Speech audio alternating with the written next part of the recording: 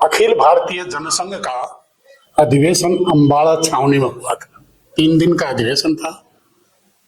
इस अधिवेशन में श्रद्धेय अटल जी, परम पूजनीय अपने पंडित दीनदयाल जी, इन दोनों महानुभावों का, महान हस्तियों का मुझे मार्गदर्शन मिला। उस वक्त कोई स्वार्थी राजनीति नहीं थी, सिद्धांतों की राजनीति थी। और मैं जिस परिवार में पैदा हुआ हूं, शेड्यूल कास्ट से मेरा संबंध है। अपने नरेंद्र मोदी जी हरियाणा के प्रभारी बनकर आए थे और श्री मनोहर लाल जी हरियाणा प्रदेश के संगठन महामंत्री थे। 2005 में नरवाना जब जनरल सीट थी और यहां से ओम प्रकाश जी चौटाला चुनाव लड़े, वो उस वक्त मुख्यमंत्री थे। कांग्रेस की सीट पर रणजीत सिंह था, सुरजेवाला, और एक तो मौजूदा सीएम था और दूसरा ये प्रचार कर रहा था कि मैं सीएम बनूंगा कांग्रेस की सरकार आती।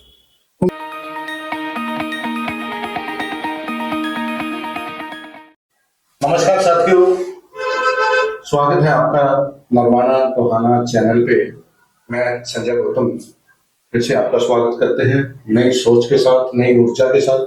अभी आज हम पहुंचे हैं नरवाना के अंदर और एक ऐसे धरोहर, एक ऐसे शख्सियत से मिलवाना चाहते हैं जो नरवाना की जड़ है, जिसे जड़ कहते हैं। वो जड़ है हमारे सीताराम बागली जी, जो काफी एज के हो चुके हैं। 89 से लेकर के 90 के बीच में उनकी एज है और फिर भी आज अपना हौसला बुलंद है उनका। और उसी शख्स से आज मिलवाना चाहते हैं जिन्होंने अटल जी के साथ भी काम किया और हमारे प्रधानमंत्री जी के साथ भी कंधे से कंधा मिलाकर के उनकी राजनीति में सहयोग किया। और उन्होंने काफी नरवाना का जो हल्का है काफी चर्चा में रहे। तो सीताराम बागली जी, आपका स्वागत है हमारे चैनल पे। धन्यवाद। हमारे दर्शकों को आज हम कुछ आने वाली जो समय है, ऐसी गीता ज्ञान जो होता है, एक तो हमारे हरियाणा की धरोहर पे भगवान कृष्ण ने गीता का ज्ञान दिया था और आज एक नरवाना के अंदर आज हम आपसे ज्ञान प्राप्त कर रहे हैं। जो कि हमारे नरवाना हल्के में एक ऐसी शख्सियत बैठी है, छुपी हुई है, जो लोग इसको जागरूक नहीं थे, पता ही नहीं था लोगों को। हम दोबारा से उसको रीस्टार्ट करने आए हैं। तो हमारी जनता को आज जागरूक करिए, आने वाले बच्चों को कुछ सीखने को मिले। ऐसा एक गीता का ज्ञान, एक राजनीति ज्ञान हमें देके जाइए, जिससे हम जागरूक रहें, ऊर्जा में रहें, रिचार्ज रहें आपकी गीता ज्ञान से। ये तो आपकी बहुत बड़ी महानता है। मैं तो एक साधारण सा व्यक्ति हूँ और साधारण परिवार में पैदा हुआ। मेरा जो राजनीतिक सफर है 1955-56 से शुरू हुआ था। अच्छा। उस वक्त मैं हिसार रहता था। हिसार में संघ की शाखाओं में जाता था और फिर 1955 में मैं जनसंघ का प्राथमिक सदस्य बना। उस वक्त 25 पैसे या चावनी का मंदिर बनते थे चारा में। वहां से मेरी राजनीतिक सफर शुरू हुई। 1957 का चुनाव आ गया था, चुनाव में भाग लिया। 1958 में अखिल भारतीय जनसंघ का अधिवेशन अंबाला छावनी में हुआ था। 3 दिन का अधिवेशन था। उस अधिवेशन में श्रद्धेय अटल जी, परम पूजनीय अपने पंडित दीनदयाल जी, इन दोनों महानुभावों का, महान हस्तियों का मुझे मार्गदर्शन मिला। 3 दिन हम वहां रहे तंबुओं में और वहां से मैं राजनीति की पीढ़ियों पर चलना शुरू कर दिया, फिर मुड़कर नहीं देखा।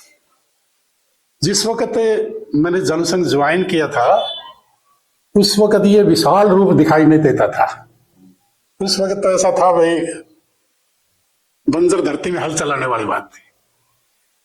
लेकिन दिल में ये बात थी कि अगर किसी राजनीतिक पार्टी में जाना है तो जो पार्टी राष्ट्रीय हित की बात सोचती हो, जो देश के हित सर्वोपरि और अपना हित बाद में, मैंने उस वक्त जनसंघ को चुना था। तो उस टाइम पे आपकी एज कितनी होगी? उस वक्त मेरी एज थी 20 साल की। 20 साल, बिल्कुल यंग था, एक जवान की एज। हाँ, भर्ती होने की। भर्ती हुए हाँ संघ में। और उस वक्त कोई स्वार्थ की राजनीति नहीं थी, सिद्धांतों की राजनीति थी। और मैं जिस परिवार में पैदा हुआ हूं, शेड्यूल कास्ट से मेरा संबंध है, और उस वक्त जनसंघ के नाम से भ्रमित किया जाता था लोगों को कि ये शेड्यूल कास्ट के लोग तो जनसंघ में जा ही नहीं सकते, तो ब्राह्मण बणियों की पार्टी है, शेड्यूल कास्ट को ये तो पुराने जमाने में ले जाएगी, ये छुआछूत मानती है वो, मतलब इस तरह की भ्रम लोगों में, हमारी जाति के लोगों में फैलाया जाता था। लेकिन मैंने विचारधारा की दृष्टि से संघ की जो मैंने वो देखा, संघ में जाना शुरू किया, फिर मैंने जनसंघ इस वास्ते शुरू किया, ज्वाइन किया, ये एक देशभक्त पार्टी है और देश हित में सोचती है। वहां से मेरा राजनीतिक जीवन सफल हुआ शुरू। उसके बाद मैं पार्टी के अंदर साधारण सदस्य से लेकर हिसार मंडल का सचिव रहा और उपाध्यक्ष रहा। उसके बाद 1969 में मैं यहां आ गया था नरवाना में। नरवाना में आने के बाद में लगाव मेरा पार्टी से जुड़ा हुआ था। यहां भी पार्टी में मुझे काम करने का मौका मिला और लगभग 10 साल तक मैं नरवाना हलके का प्रधान रहा। तो उस टाइम पे जो प्रधान थे तो कोई इलेक्शन लड़के प्रधान बने थे या डायरेक्ट? नहीं, ऐसा होता था, पार्टी के कार्यकर्ताओं की मीटिंग होती थी, बाहर से अधिकारी आते थे और कार्यकर्ताओं को बैठ करके बात करते थे, राय पूछते थे। उस वक्त जिम्मेवारी देने की बात थी, आपादाफी नहीं थी। भाई आपको नरवाना हल्के का प्रधान पद मिला था और लगभग 10 साल तक पार्टी ने क्या सोचा होगा वो तो वो जाने, लेकिन निर्विरोध बनता रहा, कोई विरोध। उसके बाद मुझे जिला अध्यक्ष बनाया गया। यहाँ हरियाणा जनसंघ का बीजेपी का अधिवेशन हुआ था आर्य स्कूल में। उसमें सरजे अटल जी आए थे, आरिफ बेग जी आए थे और 3 दिन का यहाँ सम्मेलन था। उस सम्मेलन के बाद मुझे प्रदेश कार्य समिति में लिया गया और उसके 2 साल बाद में मुझे जिला अध्यक्ष बना दिया गया। कौन से जिले का अध्यक्ष बनाया गया आपको? जींद जिले का। जींद जिले का मैं 2 बार अध्यक्ष रहा और उस वक्त से मैं प्रदेश में जाना शुरू हुआ 1982 से। 1982 से लेकर के और अब ये 2025 चल रहा है। 2025 मैं 2018-19 तक प्रदेश में रहा, जिला अध्यक्ष के नाते, फिर मैं प्रदेश सचिव के नाते, फिर प्रदेश कार्यकारिणी के नाते, लेकिन मैं लगातार प्रदेश में जाता रहा। कई अध्यक्ष देखे प्रदेश के, प्रभारी भी बहुत आते थे। 1996 में अपने नरेंद्र मोदी जी हरियाणा के प्रभारी बनकर आए थे और श्री मनोहर लाल जी हरियाणा प्रदेश के संगठन मंत्री थे। तो मैं इसमें एक बात और पूछना चाहता हूँ, जो हमारे बीजेपी के उनको याद करने की फिर से मेरे मन में भी एक लालसा आई है कि उनको किसी ना किसी तरीके से उनको याद किया जाए। और आप उनकी यादगार आप मेरे सामने बैठे हैं, तो वो है अटल बिहारी जी, जो देश के हमारे प्रधानमंत्री रहे हैं। तो उनके साथ कितना दिनों तक कार्यकाल रहा आपका? कितने? उनके साथ मुझे कई बार मिलने का मौका मिला जी। पहले, आजकल तो ये अधिवेशन नहीं होते, लेकिन पहले प्रदेश के अधिवेशन भी होते थे और राष्ट्रीय सत्र के भी अधिवेशन होते थे। तो जितने भी राष्ट्रीय सत्र के अधिवेशन हुए हैं, मुंबई 2 बार हुआ, नागपुर, कानपुर, लखनऊ, यानी भिन्न भिन्न प्रांतों में अखिल भारतीय अधिवेशन होते थे और मैं उस अधिवेशन में जाता था। वहां मेरी उनसे प्रेम भेंट होती थी। रूबरू मिले उनसे? हाँ, रूबरू उनके साथ बैठ करके खाना खाता था। हमारे यही तो एक विशेषता थी कि बड़े से बड़ा राष्ट्रीय सत्र का अधिकारी भी स्वयं से ये कार्यकर्ताओं के, स्वयंसेवकों के साथ बैठ करके भोजन करते हैं। और हमारे माननीय नरेंद्र मोदी जी के साथ भी आप मिले? हाँ, मोदी जी, मैंने कहा ना कि 96 में मोदी जी प्रदेश के प्रभारी बने। 96 में मुझे शायद सन याद पूरा नहीं है, लेकिन 6.5 साल तक वो हमारे प्रदेश के प्रभारी रहे। और श्री मनोहर लाल जी संगठन महामंत्री थे। तो कभी बीजेपी प्रदेश की मीटिंग है हर तीसरे महीने होती थी, कभी कौन से जिले में, कभी कौन से जिले में, कभी कौन से जिले में। और उस हर तीसरे महीने मेरा प्रदेश की कार्य समिति में जाना होता था। और अपने नरेंद्र मोदी जी से ऐसा लगाव हो गया था, पता नहीं कोई मेरे कर्मों का फल था। तो मनोहर लाल जी तो मुझे बहुत अच्छी तरह से यहाँ घर भी ठहरे हुए हैं, और मनोहर लाल जी का भी मेरे साथ में बड़ा स्नेह और प्यार रहता था। और मोदी जी और नरेंद्र अपने ये मनोहर लाल जी, इनकी भी जोड़ी अच्छी थी, तो मुझे बड़ा लाड प्यार से इनसे बात करने का तो मौका। क्या आरएसएस में भी आपका हिस्सा रहा है? हाँ, आरएसएस में, पहले आरएसएस में हुआ मैं, जनसंघ में उसके बाद आया। उसके बाद हाँ। तो इसमें जब से आपने बीजेपी ज्वाइन की है, इस संघ से जुड़े हैं, तो कभी टिकट के दावेदार हुए आप? इलेक्शन कभी लड़ा आपने? हाँ जी, कौन से संघ में इलेक्शन- आपने इलेक्शन लड़ा? इलेक्शन मैंने लड़ा 2005 में, नरवाना जब जनरल सीट थी, और यहाँ से ओम प्रकाश जी चौटाला चुनाव लड़ा। वो उस वक्त मुख्यमंत्री थे। कांग्रेस की सीट पर रणजीत सिंह था, सुरजेवाला। और एक तो मौजूदा सीएम था, और दूसरा ये प्रचार कर रहा था कि मैं सीएम बनूंगा कांग्रेस की सरकार आते ही। उन दोनों के बीच में पार्टी ने मुझे टिकट दी, और उस वक्त मैंने चुनाव लड़ा, बड़े धड़ल्ले के साथ लड़ा। तो नरवाना की जनता उस टाइम कितने दिल खोल के साथ में आई, और कितने ऐसा है, हुआ? जब मैं गांवों में जाता था और भाषण करता था, भीड़ बहुत होती थी, लोग वाहवाही भी करते थे। मैं जब दोनों की इनकी बातें रखता था, कांग्रेस की भी और लोकदल की भी, लोग सुनते थे। हालांकि किसानों का हल्का है, और किसानों की भीड़ बहुत होती जलसों के अंदर, और वो सुनते थे। आखिर में कहते थे, भाई तेरी पार्टी का तो हवा तो है नहीं, तो बनता तो है नहीं, क्यों वोट कराओगे? ये कह करके, और मुझे वोट आए, मुकाबला पूरा डट कर किया, लेकिन वोट बहुत कम आए थे, तीसरा नंबर रहा था मेरा। और 1988 में नगर पालिका का भी मुझे चुनाव लड़ने का मौका मिला। कमल के फूल पर मैं जनरल वार्ड था, एक महाजन से मुकाबला था, धनाढ्य महाजन था, और मैं एक साधारण गरीब परिवार से था। उस वक्त मैं दूसरे नंबर पर हार गया था। लेकिन 1982 में फिर चुनाव, 92 में फिर चुनाव आए नगर पालिका के। उस वक्त फिर मुझे पार्टी ने टिकट दिया जनरल वार्ड से ही, उसी महाजन के मुकाबले पे। वो उस वक्त नगर परिषद का चेयरमैन था, और मैं साधारण कार्यकर्ता था। उस वक्त मैंने 300 वोटों से ये विजय प्राप्त करी थी, इसी वार्ड से, 11 जनरल वार्ड से पार्षद। और हाँ जी, और यहाँ के मुझे 36 बिरादरी का, मेरी बिरादरी के तो बहुत कम वोट थे, लेकिन 36 बिरादरी ने, महाजन के मुकाबले पर मुझे महाजनों ने, ब्राह्मणों ने, बैकवर्ड के लोगों ने दिल खोल करके वोट दिया, और मुझे आशीर्वाद देकर पार्षद बनाया। तो कोई ऐसा समाज सेवा आपने इतने सालों से किया है, इतनी उम्र हो गई, 89 साल के हो गए यहाँ पे, तो समाज सेवा, गरीब वर्ग में जितना भी आपका योगदान है, कोई ऐसी घटनाएं हैं जिसमें आपने काफी बढ़ चढ़ के भाग लिया, नरवाना की जनता में ऐसा कोई सहयोग किया आपने?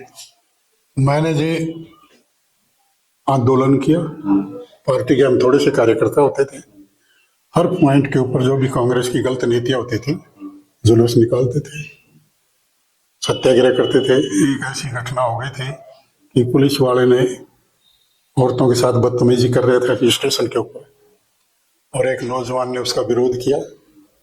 वो पुलिस वाले उस नौजवान को पकड़ के थाने में ले गए, उसकी पिटाई की। जब शहर में पता चला तो मैंने जाकर के थाने में धरना दिया, और जुलूस निकाला, नारे लगाए, हड़ताल हुई, हाँ, हड़ताल बाद में हुई। उन्होंने जब जुलूस निकाला डीएसपी के आगे, हम नारे लगा रहे थे, तो डीएसपी बाहर आकर के और पिटाई शुरू कर दी मेरी।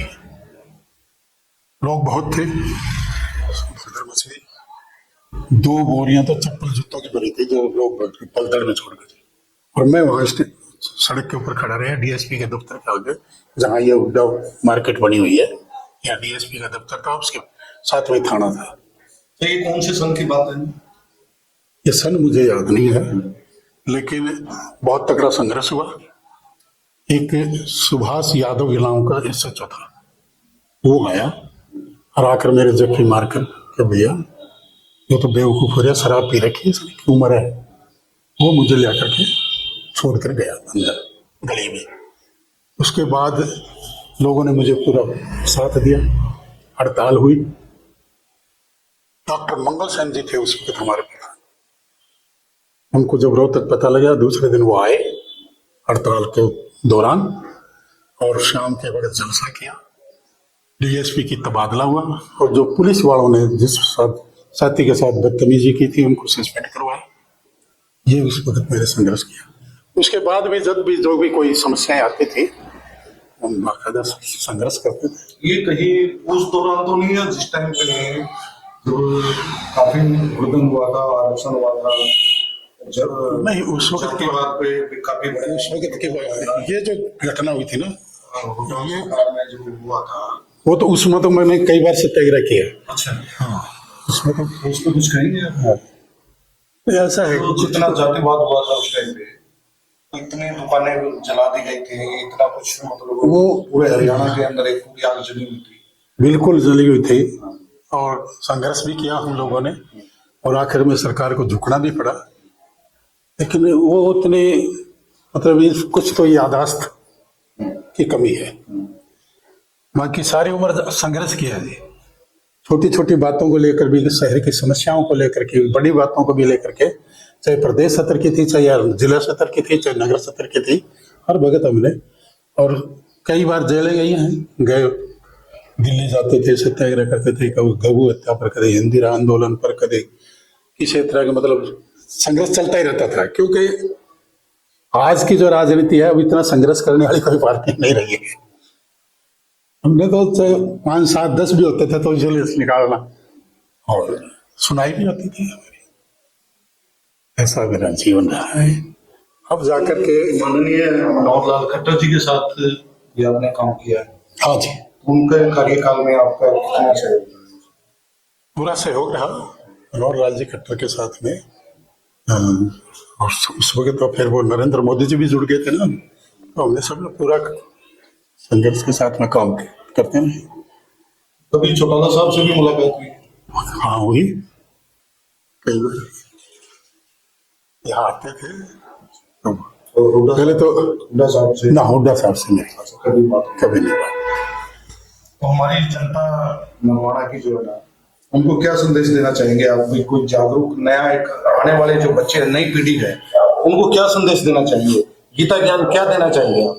देखिए, बहुत ही अच्छे श्लोक में और कम शब्दों में मैं चाहता हूँ कि आप हमारे नरवाना की जनता को, क्या पूरे भारत की जनता को नहीं, इतना तो मेरा, इतना तो मेरी अच्छी नहीं है। छवि और इतनी अच्छी संघर्ष के साथ आज मेरा आप तो हमारे बीच बैठे हैं। नौजवानों के लिए तो मेरा यही कहना है कि ये जो आजकल एक भटकाव सा आया हुआ है, इस देश के ऊपर षड्यंत्र के तौर पर विदेशी ताकतें षड्यंत्र कर रही है। जैसे अभी आपने दिल्ली का विस्फोट वगैरह देखा, बम ब्लास्ट हुआ, ये इस तरह की जो शक्तियां हैं, इनसे बच कर रहना चाहिए। ये गुमराह करते हैं, और देश के अंदर भी दुश्मन है, देश के बाहर भी दुश्मन है। इन दुश्मनों से मेरा ये नौजवानों से आग्रह है, इन दुश्मनों से बचकर रहे, और देश हित के लिए सिर्फ एक आंख बेच करके विरोध के लिए विरोध नहीं करना, जो देश हित की बात हो उसका समर्थन करना, और देश के खिलाफ जो बात जाती हो उसका विरोध करना। ये मेरी आजकल के नौजवानों से प्रार्थना है, निवेदन है कि आप जो भी सोचें, देश हित की बात सोचें। जैसे आज भारत के अंदर मैं ये कहूँगा कि मेरे इस देश का सौभाग्य है जो ये 11 साल से देश राष्ट्र हित की पार्टी की हाथ में सरकार आई है। अगर पिछली सरकारों की तरह ये देश की जनता 11 साल पहले गलती कर जाती, जो 10 साल हमने ऐसा कुशासन को भुगता है, महंगाई भी, भ्रष्टाचार भी, भाई भतीजावाद भी, देश विद्रोही बातें उभरनी, मतलब इस तरह की बातें सिर्फ वोट के लिए और देश को इग्नोर कर देना, ये कोई अच्छी बात नहीं है। बहुत बलिदानों से ये देश आजाद हुआ है। इस देश की आजादी को कायम रखने के लिए देश हित की बात सोचे। मेरे त्योहार हाथ जोड़कर यही नौजवानों से प्रार्थना है, निवेदन है। तो दो शब्द हमारे माननीय मुख्यमंत्री नायब सिंह सैनी जी ने हंसमुख मुख्यमंत्री मिले हरियाणा को, उनके बारे में कुछ दो शब्द कहेंगे? नायब सिंह सैनी साधारण परिवार से हैं और इसकी योग्यता का मैं बखान करूं आपसे, जब एक बार कोई आदमी मिल लेता है तो ये उनको सहज भाव से बात करते हैं। और कोई भी अगर मिलने के लिए जाता है, कोई काम के लिए जाता है, तो वो निराश होकर नहीं आता। ये इनमें खासियत है। जब ये प्रदेश अध्यक्ष बने उस वक्त भी मेरा मिलना हुआ, ये सीएम बने उसके बाद भी मुझे 2-3 बार मिलने का सौभाग्य मिला। तो मैं इतना प्रभावित हुआ इनसे, जैसे पहले हम मिलते थे मनोहर लाल जी के साथ, ये भी रहते थे और मैं भी मनोहर लाल जी के पास मेरा जाना आना बहुत रहता था। जब दिल्ली कार्यालय था यहाँ रोहतक सोनीपत रोड के ऊपर, वहां मैं बहुत जाता था मनोहर लाल जी के पास, तो वहां सैनी साहब से भी मेरी मुलाकात होती रहती थी। तो बड़े सज्जन व्यक्ति हैं। मैं यही बात कहूंगा कि हमारा हरियाणा का भी सौभाग्य है कि एक ऐसा हंसमुख, ईमानदार, कर्मठ, काम करने वाला, ऊर्जावान मुख्यमंत्री मिला है। ये हमारे प्रदेश के लिए बहुत ही अच्छे लक्षण हैं, बड़ी शुभ लक्षण है। तो साथियों, आपने सुना हमारे सीताराम बावली जी की जुबानी, जो इनकी कहानी उन्होंने आज अपनी सुनाई। बहुत ही अच्छे और ईमानदार कार्यकर्ता रहे हैं बीजेपी सरकार के, और आज